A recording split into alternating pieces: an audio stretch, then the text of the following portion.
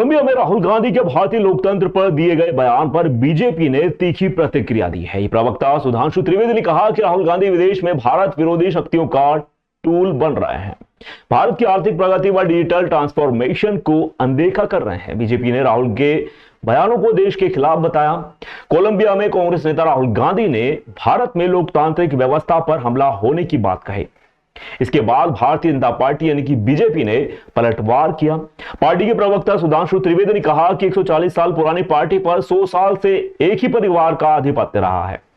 इस दौरान कांग्रेस के पतन और सत्ता नहीं मिलने के बदहवासी में अपनी आदत के अनुरूप विदेश की धरती से आपत्तिजनक बयान दिए गए हैं। यह कोई आश्चर्यजनक नहीं है। भारत विरोधी शक्तियों का जाने अनजाने में एक टूल बनता नजर आ रहा है। उन्होंने कहा कि राहुल गांधी की विदेश यात्रा में भारत विरोधी बयान की एक लंबी फहरिस्त है। सितंबर 2017 से लेकर अक्टूबर 2025 के कोलंबिया में दिए गए भाषणों में उन्होंने यह सब किया है।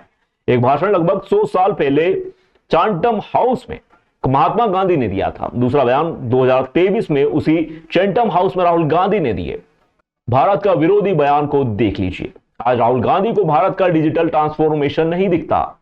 सुधांशु त्रिवेदी ने कहा कि स्टैनफोर्ड यूनिवर्सिटी द्वारा भारत के तीव्र गति से आर्थिक प्रगति नहीं दिखती। राहुल गांधी को चैंटम हाउस, ब्रिटेन की हालिया रिपोर्ट और वर्ल्ड बैंक की रिपोर्ट नहीं दिखती। यहां तक कि 2024 में ग्लोबल टाइम्स ने भारत के इकोनॉमी रिफॉर्म की तारीफ नहीं दिखती। कांग्रेस में एक से एक बुद्धिमान लोग हैं जो अपने अपने विषयों के विशेषज्ञ हैं, उनको नहीं बुलाया जाता और राहुल गांधी को उसमें क्यों बुलाया जाता है? कि राहुल गांधी जी में ऐसी कौन सी प्रतिभा है जिसकी वजह से वहां पे उनको विदेश की यूनिवर्सिटीज बुलाती हैं, जबकि कांग्रेस में एक से एक बुद्धिमान लोग हैं। चिदंबरम साहब, अभिषेक मनु सिंघवी, शशि थरूर, मनीष तिवारी और बहुत सारे लोग हैं जो अपने अपने विषयों के विशेषज्ञ हैं। इवन जयराम रमेश, इवन उनके अंकल सैम पित्रोदा जो परमानेंट विदेश में रहते हैं, जिनकी इमेज है कि इंटेलेक्चुअल वाली, उनमें से किसी को नहीं बुलाया जाता है और राहुल गांधी जी को ही बुलाया जाता है। इवन भारत में भी किसी यूनिवर्सिटी में उन्हें नहीं बुलाया जाता है। आपने शायद कन्वोकेशंस में भी राहुल गांधी जी को जाते नहीं देखा हुआ। कांग्रेस रूल्ड स्टेट्स में नहीं बुलाया जाता। 2004 से 14 के बीच में उनकी केंद्र में सरकार रही, तब नहीं बुलाया जाता। फिर भारत के बाहरी क्यों उनको बुलाया जाता है, यह अपने आप में यक्ष प्रश्न है। और वो कितने बुद्धिमान हैं और उनका कितना जबरदस्त ज्ञान है, मैं आपको एक उनके वीडियो का वॉइस सुनाना चाहता हूं। Why does a motorcycle weigh 100 kilos and a car weigh 3,000? Car carries, to carry one passenger,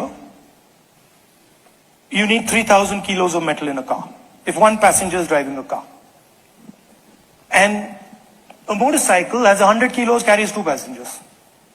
So why is a motorcycle able to carry two passengers with 150 kilos of metal and a car needs 3,000? And the answer is, it's the engine. Because it's the engine that kills you on impact.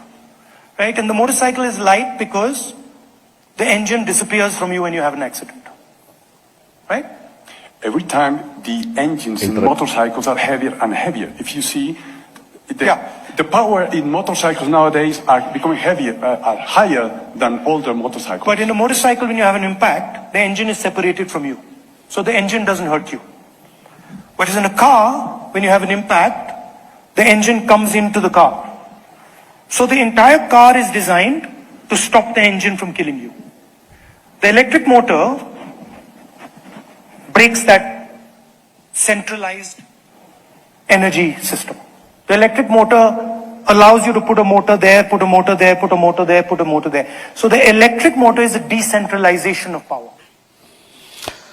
मुझे लगता है कि इसको सुनने के बाद अगर किसी के भी ज्ञान चक्षु उन्मीलन समझते हैं ना, उठने में कोई शंका रह गई हो तो समाप्त हो जानी चाहिए। ऐसा अद्भुत मैकेनिकल इंजीनियरिंग का ज्ञान दिया है कि हार्ले डेविडसन से लेकर टोयोटा तक और वॉक्सवैगन से लेकर फोर्ड तक बैठे हुए इंजीनियरों ने मेरे ख्याल से छाती पीटना शुरू कर दिया होगा कि इतना जबरदस्त ज्ञान कहां से आ गया है।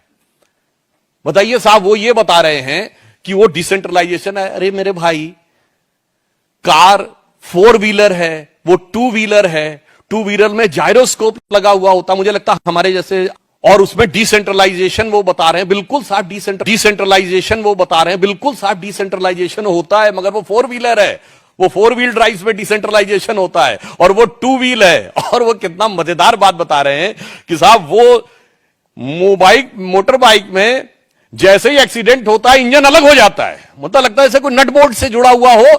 ये वैसे ही भाव है जैसे वो सोच रहे हैं भारत में ये अलग हो जाएगा, वो अलग हो जाएगा, फला अलग हो जाएगा, ढिमा अलग हो जाएगा।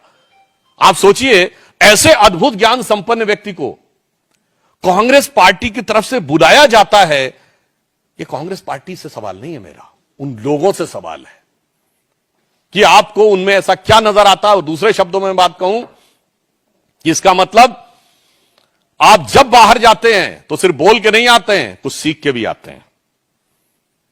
अभी देखिएगा लौट के आने के बाद, जैसे उन्होंने प्रेस कॉन्फ्रेंस की थी ना और कहा था वो हाइड्रोजन बम नहीं अभी तो एक हिस्सा है, तब लंका भी मलेशिया गए थे, जितना हिस्सा बताया गया होगा उतना लेके आए। अब जितना कुछ और बताया जाएगा संभावना है उसको लेके आएंगे, क्योंकि इस ढंग की चीजें मैं नहीं कह रहा हूं, मैं सोशल मीडिया में और पब्लिक मीडिया में अवेलेबल है। राहुल गांधी से पूछना चाहता हूं कि जो कुछ बोला गया है यह सच है क्या? अगर सच है तो आपने दुनिया में कौन सी इंजीनियरिंग की यूनिवर्सिटी से आपने पढ़ा है?